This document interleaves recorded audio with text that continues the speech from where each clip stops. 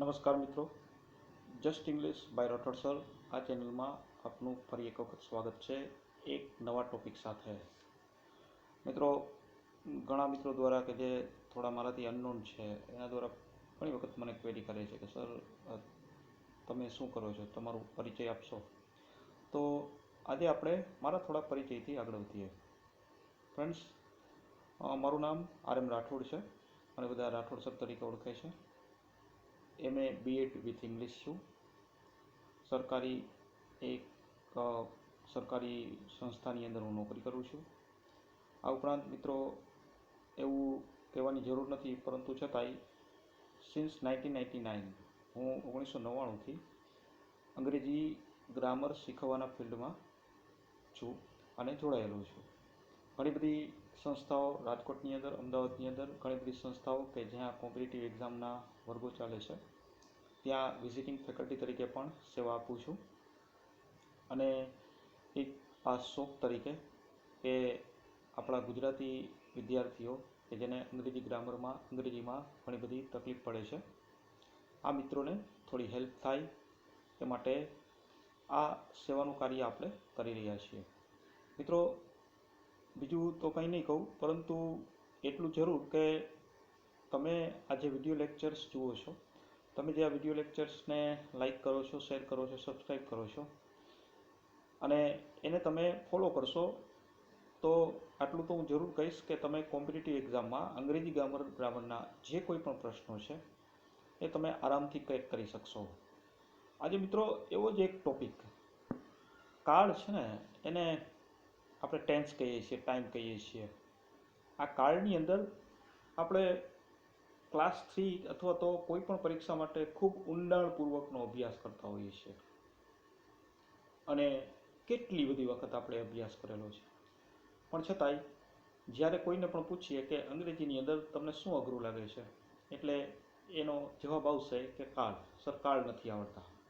ઘણી વખત તો કાળ અને કાળની અંદર જ, એટલે કે ટેન્સીસની અંદર જ ઘણી વખત તો આ આપણી કોમ્પિટિટિવ એક્ઝામની લાઈફ છે ને એને આપણે પૂરી કરી નાખતા હોઈએ છીએ, પણ છતાંય ટેન્સીસ આપણને આવડતા નથી. મિત્રો, જે કંઈ પણ કરીએ છીએ ને એ તમે જે કરો છો ને એ સ્કૂલ કોલેજ લેવલે શીખવાનું છે ને એ કરીએ છીએ. મિત્રો, કોમ્પિટિટિવ એક્ઝામની અંદર એટલા ડિટેલ્સની અંદર કાળ શીખવાની જરૂરત નથી. જ્યારે તમારી પાસે કાળના વ્યાકરણના પ્રશ્નો આવે છે તો એના માટે એટલા બધા ડિટેલ્સમાં ટેન્સીસ શીખવાની જરૂર નથી. હા, આપણને એની પેટર્ન છે એ બધું થોડું આવડતું હોવું જોઈએ, પણ જ્યારે બ્લેન્ક્સના પ્રશ્નો આવે, ખાલી જગ્યાના પ્રશ્નો આવે, તો ત્યાં તમારી પાસે એ જે તમે ડિટેલ્સમાં કાળને શીખેલા છો એ કાંઈ કામ નથી આવતું. ત્યારે તમારે એક બુદ્ધિપૂર્વકનું કામ કરવું પડે છે, ટ્રિક્સ જોવી પડે છે. અને સૌથી પહેલું કામ તો એ ખબર પડવી જોઈએ કે કાળને ઓળખતા આવડવું જોઈએ. જો કાળને ઓળખતા આવડી ગયું તો સમજો કે તમારું 50% કામ પૂરું થઈ ગયું. ત્યારબાદનું કામ તો ફક્ત અને ફક્ત જવાબ મૂકવાનો હોય છે, એક્ટિવ અને પેસિવ વોઇસ નક્કી કરીને. તો આજે છે ને મિત્રો, આપણે એવી શોર્ટ ટ્રિક્સ પર જઈએ છીએ કે જેમાં તમારે વધારે ગુજરાતી કરવાની પણ જરૂર નથી અને તેમ છતાં તમે કાળને ખૂબ આરામથી, ખૂબ સરસ રીતે તમે ઓળખી જાઓ અને એનો સાચો જવાબ આપી આવો. મિત્રો, આ દરેક કાળ, આમ તો 12 કાળની અંદર આપણે કેટલીક એવી શોર્ટકટ્સને શોધેલી છે. ફરીથી કહું કે એ દર વખતે કામ નથી આવતી, પરંતુ તમારી જે એક્ઝામ છે એની અંદર તમને એ જરૂરથી કામ આવી જશે. કોઈ પણ વસ્તુનું આમ તો શોર્ટકટ્સ હોતો જ નથી. હાર્ડવર્ક છે એ જ એને સક્સેસ માટે જરૂરી હોય છે, પરંતુ જ્યાં આપણા હાથ હેઠા પડી જાય છે, જ્યાં આપણે આગળ નથી જઈ શકતા, તો ત્યાં આપણે કોઈક બીજો રસ્તો અપનાવવો પડે અને આ આપણો બીજો રસ્તો છે. મિત્રો, મને આશા છે કે આજનું આ લેક્ચર્સ તમે એટેન્ડ કરશો, આજનું આ લેક્ચર્સને તમે જોશો ને તો સિમ્પલ પ્રેઝન્ટ ટેન્સની ખાલી જગ્યા તમે આરામથી ઓળખી શકશો અને આરામથી એના તમે સાચા જવાબ આપી શકશો. તો અહીંયા આપણે આજે આ ટેન્સીસના જે 12 પાર્ટ્સ છે એની અંદરથી આપણે આ પહેલો પાર્ટ લેવા જઈ રહીએ છીએ અને એ છે ધ સિમ્પલ પ્રેઝન્ટ ટેન્સ. કેવી રીતે આ સિમ્પલ પ્રેઝન્ટ ટેન્સને ઓળખવો એની થોડી 3 થી 4 શોર્ટકટ્સ છે મિત્રો, આરામથી તમને આવડી જશે. મને વિશ્વાસ છે કે આ વિડીયો પૂરો થશે ત્યાં સુધીમાં તમે સિમ્પલ પ્રેઝન્ટ ટેન્સ કોઈ પણ વાક્ય હશે ખાલી જગ્યાનું એને તમે આરામથી ઓળખી જશો અને આરામથી એના તમે જવાબ પણ આપી શકશો. વિડીયોના અંતે આપણે એની પેટર્ન અને એક્સરસાઇઝના પ્રશ્નો પણ રાખેલા છે. તો શરૂ કરીએ એ પહેલાં મિત્રો, આ ચેનલ તમારી પોતાની જ છે. વારે વારે કહું છું, તમારી પોતાની જ આ ચેનલ છે. તમે જેવું ફીડબેક આપશો અમને એવું તમને મટીરિયલ મળતું રહેશે. આની પહેલાં એક મિત્ર દ્વારા જીરણનો ટોપિક તૈયાર કરવાનું કહ્યું હતું અને એ જીરણનો ટોપિક આપણે થોડાક ટાઈમની અંદર એ તૈયાર કરીને આપણે આપ્યો હતો. અને વોટ્સએપ ઉપર મને ઘણા બધા મિત્રોએ અભિનંદન આપેલા છે કે સર, આ જીરણ હવે અઘરું નથી આવ્યું. તો એવી જ રીતે મિત્રો, આ સિમ્પલ પ્રેઝન્ટ ટેન્સ પણ તમારા માટે હવે અઘરો નહીં રહે. બસ થોડીક શોર્ટકટ્સ યાદ રાખો અને સિમ્પલ પ્રેઝન્ટ ટેન્સના માર્ક પૂરા મેળવો. બારે બાર કાળમાંથી સિમ્પલ પ્રેઝન્ટ જ આવે પરીક્ષાની અંદર એ જરૂરી નથી. જરૂરી એ છે કે કોઈ પણ કાળ આવે આપણને આવડવો જોઈએ, આપણે એ કાળને ઓળખી શકવા જોઈએ. ક્લાસ 3ની પરીક્ષામાં સામાન્ય રીતે ગુજરાતીનું અંગ્રેજી નથી હોતું. કોઈક પરીક્ષા એવી હોય છે કે જેમાં ગુજરાતીનું અંગ્રેજી પૂછાય છે. એટલા માટે આપણે છેલ્લે પેટર્ન પણ આપેલી છે, વાક્ય રચનાઓ પણ આપેલી છે, જેને પણ આપણે સમજીશું. અને સામાન્ય રીતે ખાલી જગ્યાના પ્રશ્નો હોય છે. તો ચાલો મિત્રો, શરૂ કરીએ તમારી આ channel just English by Rathod sir પર ધ સિમ્પલ પ્રેઝન્ટ ટેન્સ. આખું આપણે ગુજરાતીમાં લેક્ચર લેવાના છીએ. સૌથી પહેલાં તો મિત્રો, આપણને ખબર કેમ પડે કે આપણો ટોપિક છે એ ખાલી જગ્યાનો ટોપિક છે, એ કાળનો છે? આપણને કેમ ખબર પડે? તો એના માટે પહેલી વસ્તુ કે તમને જે ખાલી જગ્યાનું વાક્ય આપેલું હોય છે, એ ખાલી જગ્યામાં તમને ઓપ્શન્સ, જે વિકલ્પ આપેલા હોય છે મિત્રો, એ વિકલ્પમાં બધા જ વિકલ્પ ક્રિયાપદના હોય. કોઈ પણ વાક્ય આપેલું હોય ખાલી જગ્યાનું, એ ખાલી જગ્યાના વાક્યના વિકલ્પોને તમે ચેક કરો ને તો એમાં બધા જ ક્રિયાપદો, વર્બ્સ આપેલા હોય. એક પ્લે આપેલું હોય, પ્લેઝ આપેલું હોય, ઇઝ પ્લેઇંગ આપેલું હોય, પ્લેડ આપેલું હોય, તો એ વાક્ય આપણું થાય ટેન્સીસનું, સામાન્ય રીતે કાળનું થાય. તો આપણને પહેલી વસ્તુ એ ખબર પડી ગઈ કે આપણું વાક્ય કાળનું છે. હવે તો એ કાળને ઓળખવો પડે. તો એ કાળને ઓળખવા માટે સિમ્પલ પ્રેઝન્ટ ટેન્સ છે એ કેમ ખબર પડે? તો જોઈએ મિત્રો, પહેલી ઓળખ છે, ખૂબ જરૂરી, ખૂબ સરસ મજાની ઓળખ છે મિત્રો. ખાલી તમે આની અંદર છે ને 5 શબ્દોને યાદ રાખી લો. તમારું સિમ્પલ પ્રેઝન્ટ ટેન્સ કોમ્પિટિટિવ એક્ઝામમાં પૂછાય ને, એની અંદર આવા જ વાક્યો હોય. જો વાક્યમાં ઇફ આપેલું હોય, ઇફનો અર્થ થાય જો તો, કન્ડિશનલ ક્લોઝ છે મિત્રો.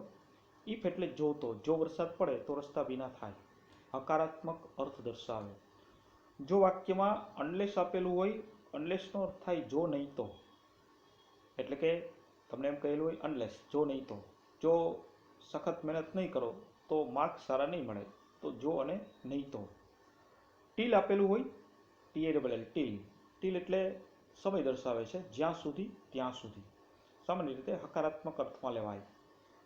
જ્યાં સુધી હું કામ કરું છું ત્યાં સુધી તમે અહીંથી જતા નહીં. અનટિલ એટલે જ્યાં સુધી નહીં ત્યાં સુધી, સમય દર્શાવવા માટે, જ્યાં સુધી હું ન આવું ત્યાં સુધી અહીંથી જશો નહીં, નકારાત્મક અર્થમાં સામાન્ય રીતે લેવામાં આવે. અને એક છે વેન. વેન છે ને મિત્રો, વેનનો અર્થ થાય જ્યારે ત્યારે.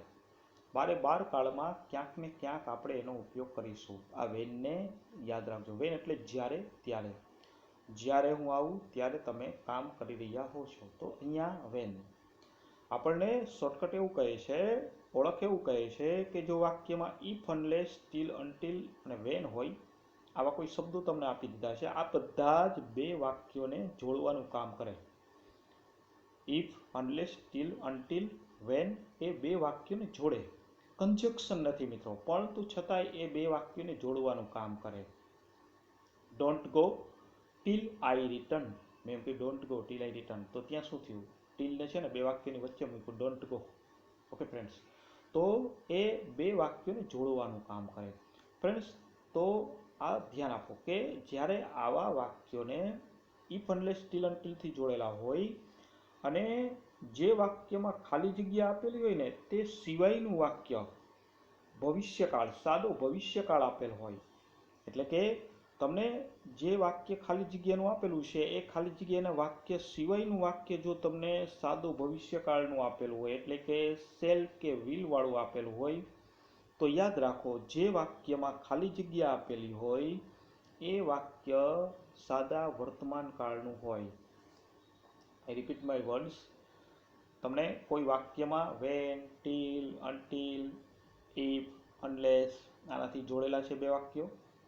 જે વાક્યમાં ખાલી જગ્યા છે એ જેમાં ખાલી જગ્યાની નિશાની છે એ સિવાયનું વાક્ય શેલ કે વિલ વાળું છે, અથવા તો સાદા ભવિષ્યકાળ, સાદો ભવિષ્યકાળ શેલ કે વિલ વાળું જ હોય. તો સાદા ભવિષ્યકાળનું હોય તો ખાલી જગ્યા વાળું વાક્ય છે ને મિત્રો એ સાદા વર્તમાન કાળનું થાય. મિત્રો થિયરી હતી, પ્રેક્ટિકલથી એને સમજવાનો પ્રયત્ન કરીએ. જોઈએ આપણે એક્ઝામ્પલ દ્વારા એને સમજીએ. જોઈએ મિત્રો કે એ વાક્ય કેવી રીતે હોય. તો અહીંયા બીજી સ્લાઇડમાં તમને એક વાક્ય આપ્યું છે, એમાં લખેલું છે if you blank fast you will win the race. આપણી ઓળખ કેવી હતી? પહેલાં તો સાહેબ કેમ ખબર પડે કે આ કાળની ખાલી જગ્યા? જો મિત્રો અહીંયા ઓપ્શન્સની અંદર જો સૌથી પહેલાં ઓપ્શન્સમાં રન આપેલું છે ક્રિયાપદ, રન્સ આપેલું છે ક્રિયાપદ, રનિંગ આપેલું છે ક્રિયાપદ, રેન આપેલું છે ક્રિયાપદ, બધા જ ક્રિયાપદો. એનો મતલબ એમ કે આપણું વાક્ય છે એ સાદા વર્તમાન કાળનું છે, કાળનું છે. આપણું વાક્ય કાળના ટોપિકનું છે. હવે તો કે કાળ ઓળખવો છે તો કાળ ઓળખીએ. કાળ ઓળખવા માટે શું? મારું વાક્યની શરૂઆત છે ને ઇફથી શરૂ થાય છે. આ ઇફથી શરૂઆત થઈ એ જ વાક્યમાં મને ખાલી જગ્યા આપેલી છે ખાલી જગ્યા. મારી ઓળખ એવું કહે છે કે ઇફ આપેલું હોય અને જે વાક્યમાં ખાલી જગ્યા હોય એ સિવાયનું વાક્ય સાદા વર્તમાન કાળનું હોય, શેલ કે વિલ વાળું. જો વિલ વાળું છે તો આ ઇફ વાળું વાક્ય છે અથવા તો ખાલી જગ્યાનું વાક્ય છે એ સાદા વર્તમાન કાળનું થાય. ફરીથી જે વાક્યમાં ખાલી જગ્યા આપેલી હોય એ ખાલી જગ્યા સિવાયનું વાક્ય સાદા ભવિષ્યકાળનું હોય, શેલ કે વિલ વાળું હોય. તો ખાલી જગ્યાનું વાક્ય છે એ સાદા વર્તમાન કાળનું થાય. જો ફ્રેન્ડ્સ અહીંયા એ વસ્તુ લાગુ પડે છે. જો તમે ઇફ આપેલું છે, ખાલી જગ્યા આપેલી છે, ખાલી જગ્યા સિવાયનું વાક્ય શેલ વિલ વાળું છે, એનો મતલબ એમ કે આપણું આ વાક્ય છે એ સાદા વર્તમાન કાળનું થયું. તો આ ઓળખાઈ ગયું. જવાબ શું મુકાય એની આપણે પછી ચર્ચા કરીશું, પણ ઓળખ નંબર 1 આઈ રિપીટ, વાક્યમાં ખાલી જગ્યા આપેલી છે એ જ વાક્યમાં ઇફ કે અનલેસ કે ટીલ કે અનટીલ કે વેન આપેલું હોય અને ખાલી જગ્યા સિવાયનું વાક્ય સાદા ભવિષ્યકાળનું હોય, શેલ કે વિલ વાળું હોય, તો ખાલી જગ્યાનું વાક્ય સાદા વર્તમાન કાળનું થાય. Get it friends? ફરીથી, ખાલી જગ્યા સિવાયનું વાક્ય શેલ કે વિલ વાળું, ઇફ અનલેસ ટીલ અનટીલ કે વેન આપેલું છે તો ખાલી જગ્યાનું વાક્ય સાદા વર્તમાન કાળનું થશે. મિત્રો આથી આપણી એક પહેલી ઓળખ. આશા છે કે તમે આ પહેલી ઓળખ, પહેલી ટ્રીકથી આરામથી સાદા વર્તમાન કાળના આવા વાક્યોને ઓળખી શકશો. ચાલો જરા જઈએ બીજી શોર્ટકટ પર, બીજી ઓળખ ઉપર. બીજી ઓળખ શું કહે છે કે જો કોઈ વાક્ય હિયર કે ધેરથી શરૂ થતું હોય, હિયર કે ધેરથી શરૂ થતું હોય, કોઈ વાક્યને હું હિયર કે ધેરથી શરૂ કરું છું અને હવે પછી તરત જ મારે ક્રિયાપદ મૂકવાનું થાય છે. આ વાક્ય ઉદ્ગાર હોય. આ વાક્યમાં જે ખાલી જગ્યા છે એ ખાલી જગ્યાનું વાક્ય છે ને એક્સક્લેમેટરી હોય, એટલે કે એમાં ઉદ્ગાર ચિહ્ન આપેલો હોય. આઈ રિપીટ, હિયર કે ધેરથી શરૂ થતું વાક્ય, વાક્યના અંતે એક્સક્લેમેશન માર્ક, તો એ વાક્ય પણ સાદા વર્તમાન કાળનું જ હોય.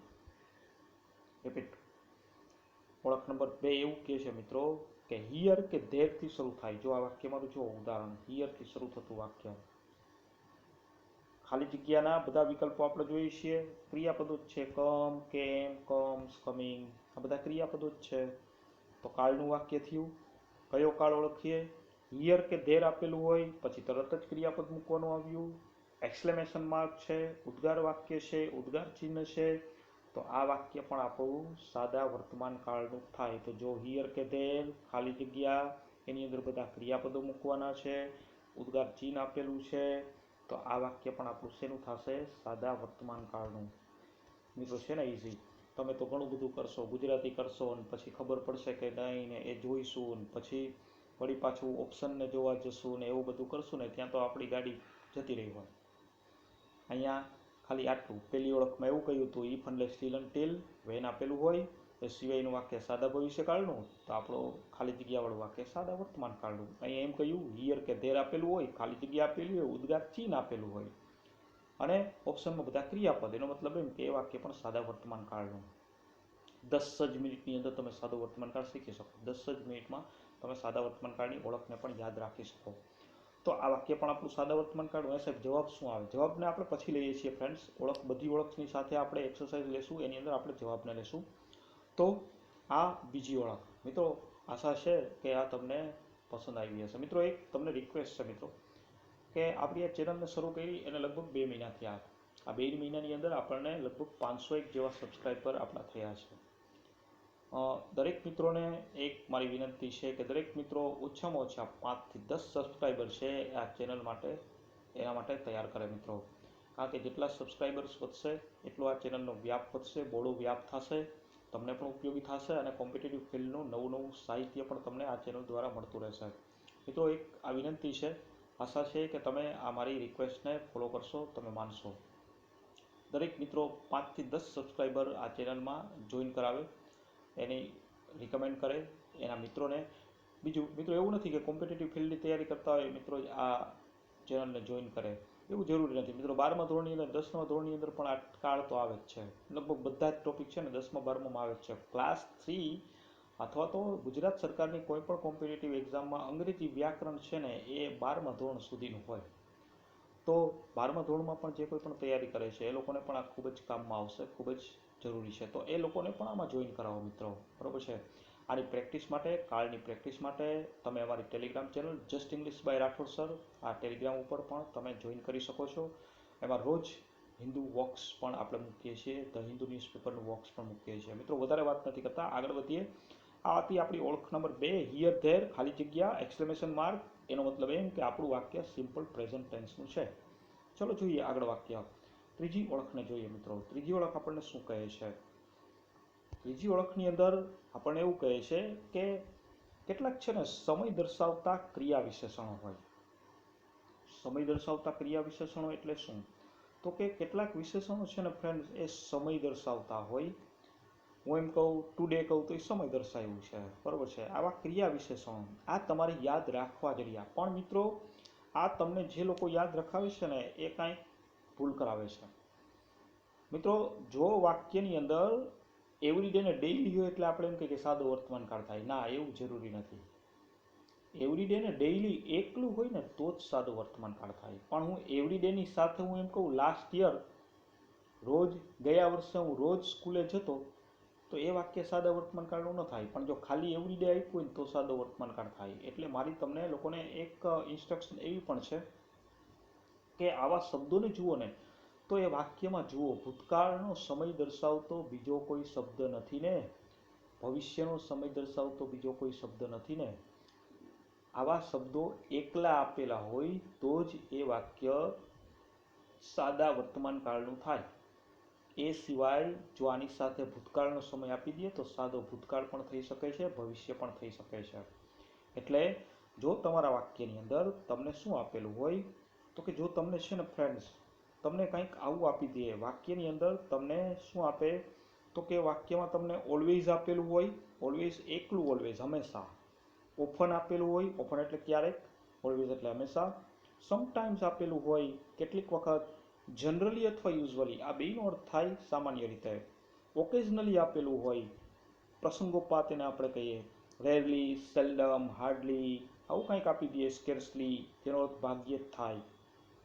નેવર આપી દે, ફક્ત નેવર. હેબિચ્યુઅલી ટેવ, જેનાથી ટેવ આપણે ટેવાઈ ગયેલા હોય એવું. ડેઇલી, એવરી ડે દરરોજ. Every morning, every night, every month, every week, every year. Once a day દિવસમાં એક વખત, અઠવાડિયામાં એક વખત. Twice a day, thrice a day, thrice a week, thrice a month કે ટ્વાઇસ એ મંથ આવું કંઈ આપી દીધું હોય ફ્રેન્ડ્સ તો એ વાક્ય પણ સાદા વર્તમાન કાળનું થાય. આ શબ્દોને જો કોમ્પિટિટિવ એક્ઝામમાં તમારે ક્લિયર થવું હોય તો આ શબ્દોને મોઢે કરવા ફરજિયાત છે. મોઢે થઈ જ જવા જોઈએ. જો ફિલ્મનું આખું ગીત યાદ રહી જતું હોય તો આ તો 8-10 શબ્દો છે, યાદ રહી જ જાય. તો આ શબ્દોને ફરજિયાત યાદ રાખવાના છે. પણ આ શબ્દો જો એકલા આપ્યા હોય તો ઓલવેઝ કહી દીધું હોય, ઓલવેઝ કહી દીધું હોય અને ઓલવેઝની અંદર ઓલવેઝનું ફ્રેન્ડ સ્પેલિંગમાં થોડું જોઈ લેજો. LWAYS આવે, WYS ના આવે. ઓલવેઝ કહી દીધું હોય, ઓલવેઝ, અને તમને એમાં લાસ્ટ યર આપી દીધું તો એ સાદો ભૂતકાળ થઈ જાય. ફક્ત ઓલવેઝ હોવું જોઈએ. ઓફન કહી દીધું હોય ને તમને ફ્યુચર ટેન્સ આપી દીધો હોય તો એ સાદો ભવિષ્યકાળ થઈ જાય. એટલે યાદ રાખવું આવા શબ્દો એકલા આપેલા હોય ને ત્યારે ને માત્ર ત્યારે જ સમજવાનું કે આપણું વાક્ય સાદા વર્તમાન કાળનું છે. આ હતી ઓળખ નંબર આપણી 3 મિત્રો. અહીંયા મેં ઉદાહરણ નથી આપેલું, આ સ્લાઇડમાં નથી આપેલું, બરોબર છે. જરા આગળ જઈએ, એના પછી શું કહેવા માગે છે આપણને, તો એ ઓળખ આપણને શું કહે છે એને જરા જોઈએ. મિત્રો, ઓળખ નંબર 4, અહીંયા આપણને 3 આપેલું છે, પણ ઓળખ નંબર 4 ને જોઈએ. હવે અહીંયા છે ને મિત્રો, એ જે ઓળખ છે એ તમને ઉપયોગના સ્વરૂપમાં આપ્યું છે. આમ તો કોઈ પણ કાળ ઓળખવો એ તમે માતૃભાષામાં એનું ગુજરાતી કરો ને એટલે એ કાળ ઓળખાઈ જતો હોય છે. પણ આપણને એવું કહે છે કે તમે વાક્યનું ગુજરાતી કરો છો અને એ વાક્યમાં કંઈક આવું છે. શું? તો કે વાક્યનું ગુજરાતી કરવાથી એ વાક્ય સનાતન સત્ય આપેલ છે, યુનિવર્સલ ટ્રુથ આપણે જેને કહીએ છીએ, બરોબર, કે ધ અર્થ ઇઝ રાઉન્ડ. રોજબરોજની ક્રિયા આપેલી હોય, ગુજરાતી કર્યું ને રોજબરોજની ક્રિયા આપેલી હોય, વ્યક્તિની ટેવ કે કુટેવ આપેલી હોય, વ્યક્તિની કોઈ ટેવ કે કુટેવ આપી દીધી કે ભાઈ હી સ્મોક સિગારેટ, હંમેશા કે નિયમિત થતી ક્રિયા આપી દીધી હોય, હંમેશા કે નિયમિત, રેગ્યુલરલી જે આપણે કહીએ ને એ થતી ક્રિયા આપી દીધી હોય. આંખે દેખેલ અહેવાલ આપેલો હોય, કોઈ કોમેન્ટ્રી એને આંખે દેખેલ અહેવાલ કહેવાય. ક્યારેક કે ભાગ્યે જ થતી ક્રિયા આપી હોય, બાર્કિંગ ડોગ સેલ્ડમ બાઇટ, ભાગ્યે ભસતા કૂતરા ભાગ્યે જ કરડે. કેટલીક વખત થતી ક્રિયા આપી દીધી હોય, કેટલીક વખત, રોજ દર વખતે નહીં, પણ કેટલીક વખત થતી ક્રિયા આપી દીધી હોય. વાક્યનું ગુજરાતી કરો છો ને તમને આવી ખબર પડે. સામાન્ય રીતે થતી ક્રિયા આપી દીધી, generally it rains in the monsoon, એટલે કે સામાન્ય રીતે વરસાદ ચોમાસામાં પડે છે. મહાન વ્યક્તિ દ્વારા બોલાયેલ વાક્ય, Gandhiji said the truth alone triumph, મહાન વ્યક્તિ બોલાયેલું વાક્ય. કોઈ કહેવત આપી દીધી છે, કહેવત તો હમણાં જ કીધી એક આપણે, બાર્કિંગ ડોગ સેલ્ડમ બાઇટ, બરોબર છે, ટીટ ફોર ટેટ. ઐતિહાસિક કે પૌરાણિક ઘટનાનું વર્ણન ગુજરાતી કરો છો અને કોઈક ઐતિહાસિક ઘટનાનું વર્ણન આપેલું હોય, આવું આપેલું હોય તો મિત્રો એ વાક્ય પણ સાદા વર્તમાન કાળનું થાય. મેં એક એક્ઝામ્પલ આપેલું છે, જો, માય ફ્રેન્ડ ઓલવેઝ આપ્યું, બ્લેન્ક હિયર ઓન સન્ડે, એકલું ઓલવેઝ આપેલું છે, હંમેશા થતી ક્રિયા છે, એકલું ઓલવેઝ છે, એમાં ક્યાંય, yesterday, last week, the next year, the next month, આવું નથી, ઓનલી ઓલવેઝ, ખાલી ઓલવેઝ આપેલું હોય. તો એનો મતલબ એમ કે આપણું વાક્ય સાદા વર્તમાન કાળનું છે. તમે આ રીતે પણ તમારું કાળને ઓળખી શકો છો મિત્રો. એટલે કે સાદું વર્તમાન કાળ તમે આ રીતે પણ આરામથી ઓળખી શકો છો મિત્રો. એના પછી જરા આગળ વધીએ કે આપણને સાદું વર્તમાન કાળ સાહેબ ઓળખાય તો ગયો, હવે જવાબ શું લેવા, બરોબર છે સાહેબ. હવે એનો આપણે જવાબ કઈ રીતે લેશું? તો મિત્રો હવે એ જવાબના ટોપિક પર જરા જઈએ કે તમને ખબર પડી ગઈ કે તમારું વાક્ય છે ને સાદા વર્તમાન કાળનું છે. ઘણા મિત્રો એટલા બધા ઉતાવળા હોય ને કે એને જેવી ખબર પડી ગઈ, એક તો માન કાળ આપણાથી ઓળખાતો હોય અને ઓળખાઈ ગયા તો હરખનો પાર ન હોય, અને આ હરખમાં શું કરે ખબર છે, સીધો જવાબ પણ મૂકી આવે અને પછી એ જવાબ છે ને મૂકીને બહુ ખુશ થઈ જાય કે વાહ વાહ સરસ, આપણને તો કાળે ઓળખાઈ ગયો, સાદો વર્તમાન કાળ હતો, સાહેબે કીધું ટ્રીક પ્રમાણે ઓળખી લીધું, અને પેપર પૂરું થાય, બહાર નીકળે, વાહ સરસ, આ તો સહેલું પેપર હતું, બહુ ટ્રીક કામ આવી ગઈ, બરાબર, જવાબ પણ મૂકી સાચું. પછી કી આવે ને જુએ, જે એને સહેલું લાગતું હતું એ કી જોવે, કીની અંદર એ પ્રશ્નનો જવાબ જોઈએ ને ત્યારે ખબર પડે કે આ તો આપણો ખોટો જવાબ હતો. ત્યારે મનમાં કરે કે ભાઈ આ તો બધું આવું આપણી પાસે જ થતું હોય, આપણી યારે જ આવું કાં થાય, પણ એ થાય, શું કામ થાય ખબર છે, બહુ ઉતાવળ એ સારી નથી. ઉતાવળ એની મેળે થાય જ્યારે તમને બધું જ આવડે ને ત્યારે. મિત્રો, ટેન્સીસની ખાલી જગ્યાની અંદર કોઈ દિવસ કાળ ઓળખાઈ જાય એટલે તરત જવાબ ન મુકાય. એ વાક્ય તમારું ટેન્સીસનું વાક્ય છે, કાળનું વાક્ય છે, વર્બ્સનું વાક્ય છે, એને જુઓ કે એ એક્ટિવ વોઇસનું છે કે પેસિવ વોઇસનું છે. કારણ કે ટેન્સીસના, કાળના, વર્બ્સના જવાબો એક્ટિવ વોઇસમાં પણ અલગ હોય અને પેસિવ વોઇસમાં પણ અલગ હોય. એટલે એ યાદ રાખો કે જ્યારે તમારાથી કાળ ઓળખાઈ જાય, જ્યારે તમને ખબર પડી ગઈ કે કાળ ઓળખાઈ ગયો, તો એ વાક્ય એક્ટિવનું છે કે પેસિવનું એ નક્કી કરો. મિત્રો, આ એક્ટિવનું ઓળખ કે પેસિવનું એ નક્કી કરવા માટે આપણે એક વિડીયો આખો તૈયાર કરેલો હતો અને યુટ્યુબની ચેનલ પર મૂકેલો પણ છે.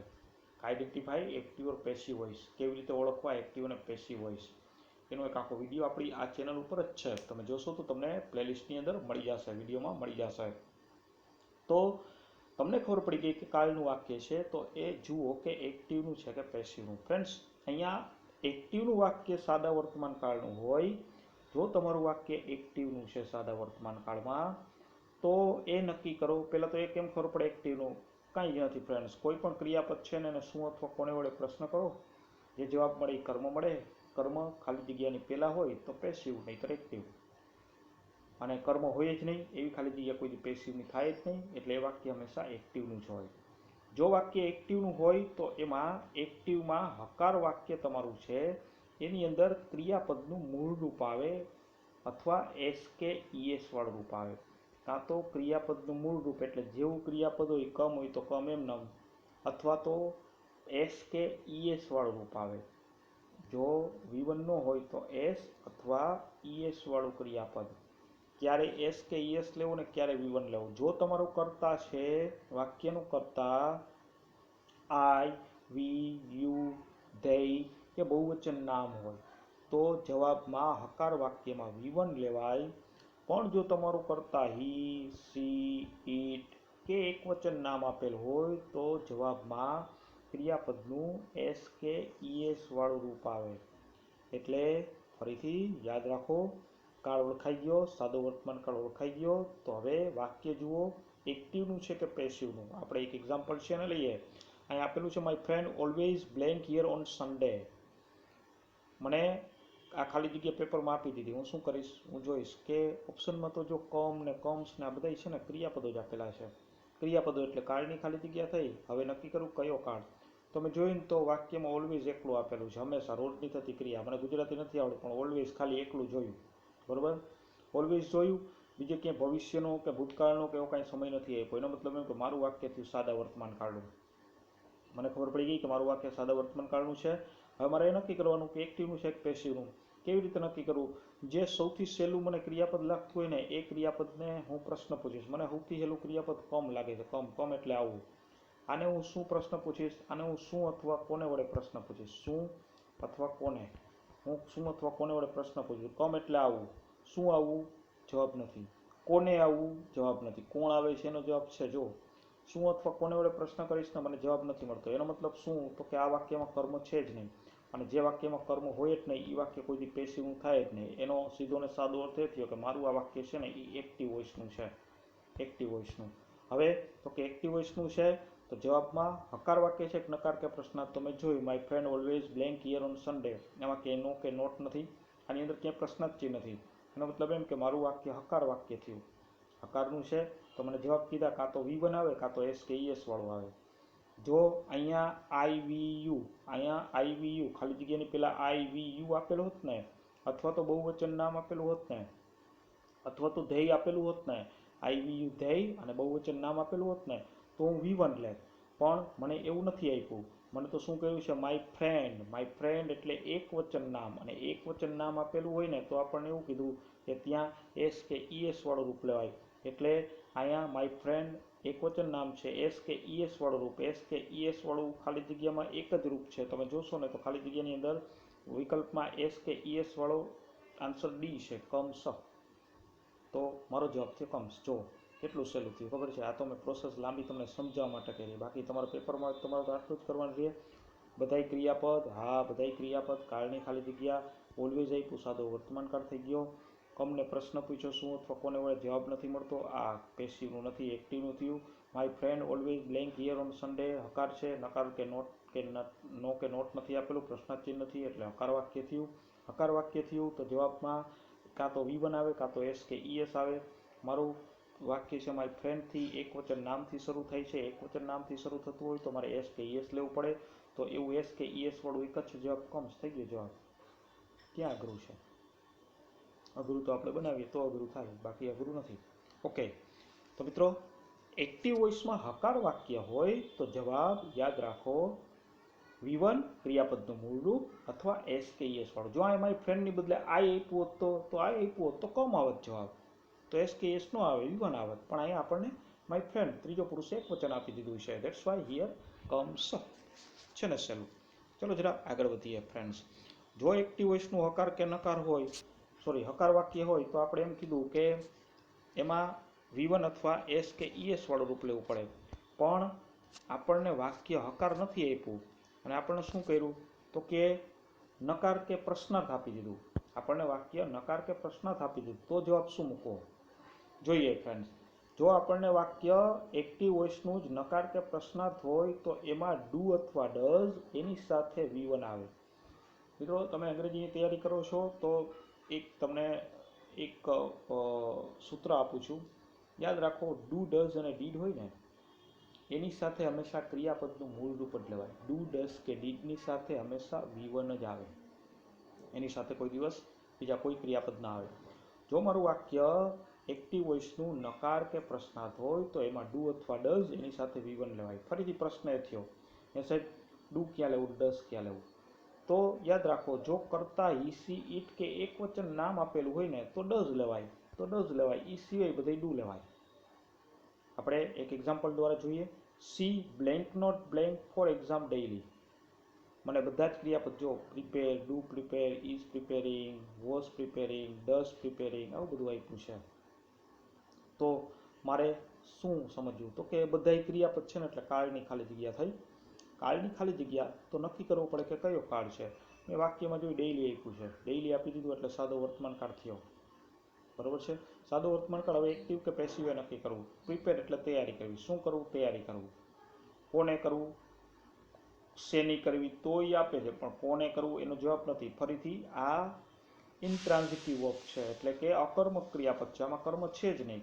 કર્મ જેમાં ન હોય એનું કોઈ પેસિવ થાય જ નહીં. એનો મતલબ એમ કે આપણું વાક્ય છે એ એક્ટિવ વોઇસનું થયું. એક્ટિવ વોઇસનું થયું.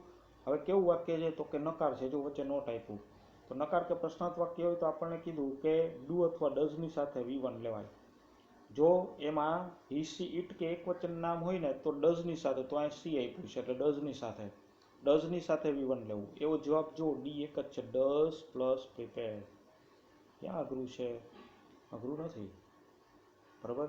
શું કર્યું આપણે? પહેલાં તો જોઈએ બધા ક્રિયાપદ હતા એટલે આપણે શું કરી દીધું? બધા ક્રિયાપદ હતા એટલે આપણે કાળની ખાલી જગ્યાને કહી દીધી. બધા ક્રિયાપદ છે એટલે, અને કાળની ખાલી જગ્યા કહી દીધી. ડેઇલી જોયું એટલે સાદો વર્તમાન કાળ કહી દીધો. એક્ટિવ કે પેસિવ વોઇસ નક્કી કર્યું. પ્રિપેર એટલે તૈયારી કરવી. શું કરવું, કોને કરવું જવાબ નથી મળતો એટલે એક્ટિવ વોઇસ કહી દીધો. હવે તો કે નકાર વાક્ય છે. નકાર વાક્ય હોય તો નકાર વાક્યમાં જવાબ આપણને કીધું કે ડુ અથવા ડઝની સાથે V1 લેવાય. સી છે, આ સી છે, સી આપ્યું છે, એનો મતલબ એમ કે અહીંયા આપણે ડઝની સાથે V1 લેવું પડે. ડઝની સાથે V1 એક જ જવાબ છે, ડઝ પ્લસ પ્રિપેર. થઈ ગયો તમારો જવાબ? અઘરું નથી. ઓકે મિત્રો, આગળ વધીએ. એના પછી પણ આ તો એક્ટિવ વોઇસ. સાહેબ મેં તો નક્કી કર્યું તો જોયું તો મને તો એ વાક્ય છે ને પેસિવ વોઇસનું લાગ્યું, એક્ટિવ વોઇસ ન આવ્યું. તમે કીધું શું અથવા કોને પ્રશ્ન કરો. અમે પ્રશ્ન કર્યો અને કર્મ મળ્યું. આ કર્મ અમને ખાલી જગ્યાના વાક્યમાં ખાલી જગ્યાની પહેલાં દેખાણું. તો એ વાક્ય તો પેસિવનું થાય ને? હા બરાબર છે, પેસિવ જ થાય. તો એમાં જવાબ શું આવે? સાવ સહેલું છે, એક જ જવાબ યાદ રાખવાનો છે. જો તમને ખબર પડે કે આપેલ વાક્ય છે એ પેસિવ વોઇસનું છે તો એમાં એક જ જવાબ આવે. કરતા ગમે તે હોય એમ ઇઝારની સાથે V3 આવે. પેસિવ કોઈ દિવસ V3 વગર એટલે કે ભૂતકૃદંત વગર ન ભણે. તમારું વાક્ય પેસિવ વોઇસનું સાદા વર્તમાન કાળનું હકાર નકાર કે પ્રશ્ન ગમે તે હોય, એમ ઇઝ આરની સાથે ક્રિયાપદનું ત્રીજું રૂપ લેવાય. એમ ઇઝ આર પ્લસ V3 આવે. જો મિત્રો એક એક્ઝામ્પલ. ક્રિકેટ ખાલી જગ્યા by the children every day. મને ઓપ્શન્સની અંદર બધા જો ક્રિયાપદ આપ્યા. પ્લેઇંગ આપ્યું, પ્લેઇડ આપ્યું, પ્લેઇઝ આપ્યું, પ્લેઇડ આપ્યું, બધા જ ક્રિયાપદો. આવું વાક્ય પેપરમાં આવ્યું. મેં બધા ક્રિયાપદો જોયા. બધા ક્રિયાપદ એટલે કાળની ખાલી જગ્યા. કયો કાળ છે એ નક્કી કરવું છે. અહીંયા બધા મેં સહેલા જ આપ્યા છે. અત્યારે એવરી ડે આપ્યું છે. એવરી ડે એટલે રોજ, દરરોજ. ક્યાંય ભૂતકાળનો સમય બીજો નથી આપ્યો. એનો મતલબ એમ કે મારું વાક્ય સાદા વર્તમાન કાળનું થયું. સાદો વર્તમાન કાળ. તો હવે એક્ટિવ કે પેસિવ નક્કી કરવું. એક સહેલું ક્રિયાપદ ગોતી લઉં. સહેલું ક્રિયાપદ મને લાગે છે પ્લેય અથવા તો પ્લેઇઝ. પ્લેઇઝ એટલે રમવું. હું પ્રશ્ન પૂછું છું શું રમવું, તો મને જવાબ મળે છે કે ક્રિકેટ રમવું. મને જવાબ મળ્યો ક્રિકેટ. ક્રિકેટ ક્યાં છે? તો કે ખાલી જગ્યાની પહેલાં. ખાલી જગ્યાની પહેલાં કર્મ. ક્રિકેટ મળ્યું, કર્મ મળ્યું. કર્મ ખાલી જગ્યાની પહેલાં તો પેસિવ. પહેલાં તો પેસિવ. તો મને ક્રિકેટ ખાલી જગ્યાની પહેલાં મળ્યું તો પેસિવ વોઇસનું, સાદા વર્તમાન કાળનું પેસિવ વોઇસનું વાક્ય. સાદા વર્તમાન કાળનું જ્યારે પેસિવ વોઇસનું વાક્ય હોય તો જવાબમાં આપણને કીધું હકાર નકાર કે પ્રશ્ન ગમે તે કેમ નથી હોતું, એમાં એમ ઇઝ આરની સાથે V3 લેવું પડે. ક્રિકેટ એટલે એક વચન. એક વચન એટલે મારે ઇઝ લેવું પડે. તો ઇઝ વાળા તો બે છે, એક આઈ ઇઝ છે અને એક આઈ ઇઝ છે.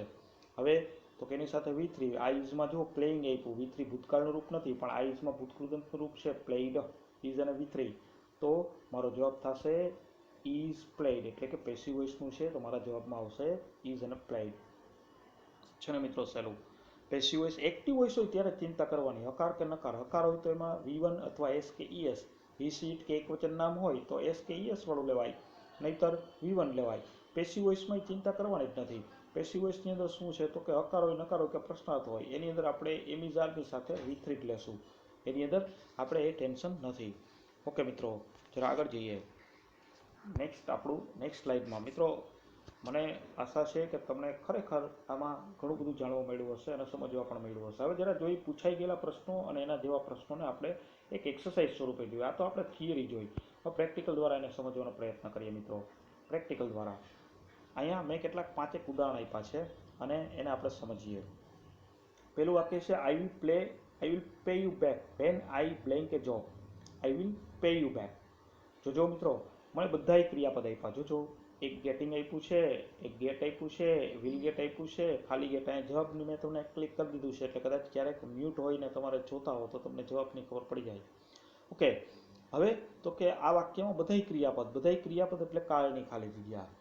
કાળની ખાલી જગ્યા સાહેબ આમાં તો એવરી ડે ડેઇલી કાંઈ નથી આપ્યું, કાંઈ વાંધો નહીં. પણ જો આપણે પહેલી જ ઓળખ હતી એમાં એમ કીધું કે વેન આપ્યું ને વેન બે વાક્યોને જોડે.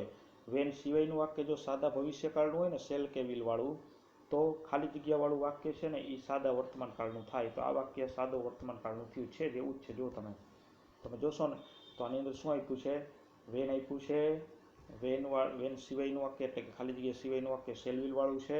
તો આ વાક્ય થયું સાદા વર્તમાનકાળનું. સાદો વર્તમાનકાળ. હવે આપણે નક્કી કરવું પડશે તરત જ કે એક્ટિવ છે કે પેસિવ. તો એક્ટિવ કે પેસિવ નક્કી કરવા માટે ગેટને આપણે જરા જોઈ લે. ગેટ એટલે મેળવવું. શું મેળવવું, કોને મેળવવું, એનાથી પ્રશ્ન કર્યો તો આપણને મળ્યું એ જોબ. આ કર્મ મેળવ્યું. જો આ કર્મ ખાલી જગ્યાની પહેલા હોત તો પેસિવ થાત, પણ એ તો ખાલી જગ્યાની પછી છે. એનો મતલબ એમ કે આપણું વાક્ય થયું એક્ટિવ વોઇસનું થયું. હવે તો કે એક્ટિવનું હકાર નકાર કે પ્રશ્નાર્થ, તો કે આપણે આમાં જોઈએ છીએ આમાં ક્યાંય નોટ નથી કે પ્રશ્નાર્થ ચિહ્ન નથી, નો નથી, તો આ વાક્ય હકાર થયું. હકાર વાક્યમાં શું આવે તો કે કાં તો V1 આવે, કાં તો ક્રિયાપદનું S કે ES વાળું રૂપ આવે. કાં તો V1 આવે, કાં તો ક્રિયાપદનું S કે ES વાળું રૂપ આવે. તો અહીંયા જોઈએ આપણે કયું લેવું પડશે. આઈ આપ્યું છે, આઈ હોય એટલે હી સીટ કે એકવચન નામ હોત તો S કે ES લે, પણ અહીંયા તો આઈ આપ્યું છે તો V1 આવે. તો V1 તો એક જ છે, ગેટ. તો અહીંયા આપણો જવાબ થશે ગેટ. પેલું એક્ઝામ્પલ તમે સમજી ગયા હશો ફ્રેન્ડ્સ. બીજા એક્ઝામ્પલ તરફ જઈએ. બીજું એક્ઝામ્પલ આપણને શું કહે છે એને આપણે જરા સમજવાનો પ્રયત્ન કરીએ ફ્રેન્ડ્સ. સેકન્ડ એક્ઝામ્પલમાં આપણને એવું કીધું છે રાઇસ બ્લેન્ક ઇન દેહરાદૂન. તલાટીકમ મંત્રી 2017માં પૂછાયેલો પ્રશ્ન છે અને પહેલો પ્રશ્ન હતો એ 2018માં સમાજ કલ્યાણ નિરીક્ષકની પરીક્ષા હતી ને એની અંદર પૂછાયેલો હતો. તો અહીંયા એમ કહે છે કે રાઇસ બ્લેન્ક ઇન દેહરાદૂન. જો આનું ગુજરાતી કરું તો એમ છે કે રાઇસ છે ને એ દેહરાદૂનમાં ઉગે છે. સનાતન સત્ય વાક્ય થયું. રોજબરોજ થતી ક્રિયા થઈ, વારંવાર થતી ક્રિયા જે કહો એ સાદો વર્તમાન કાળની ક્રિયા થઈ. અહીંયા બીજી કોઈ ઓળખ નથી, પરંતુ ગુજરાતી કરવું પડ્યું. ઓકે, તો હવે તો કે હવે મને ખબર પડી ગઈ કે આ તો સાદા વર્તમાન કાળનું વાક્ય થયું. તો એક્ટિવ કે પેસિવ નક્કી કરવું પડે. ગ્રો એટલે ઉગવું. હું પૂછું છું પ્રશ્ન શું ઉગે છે, તો મને જવાબ મળે છે શું તો કે રાઈસ. રાઈસ ક્યાં આપ્યું તો કે ખાલી જગ્યાની પહેલા. કર્મ મારું ખાલી જગ્યાની પહેલા, એટલે આ વાક્ય મારું થયું પેસિવ વોઇસ. પેસિવ વોઇસનું વાક્ય થયું. તો પેસિવ વોઇસમાં હકાર હોય, નકાર હોય કે પ્રશ્નાર્થ હોય, કોઈ પણ હોય, એનો જવાબ હંમેશા શું આવે તો કે એમિઝારની સાથે V3.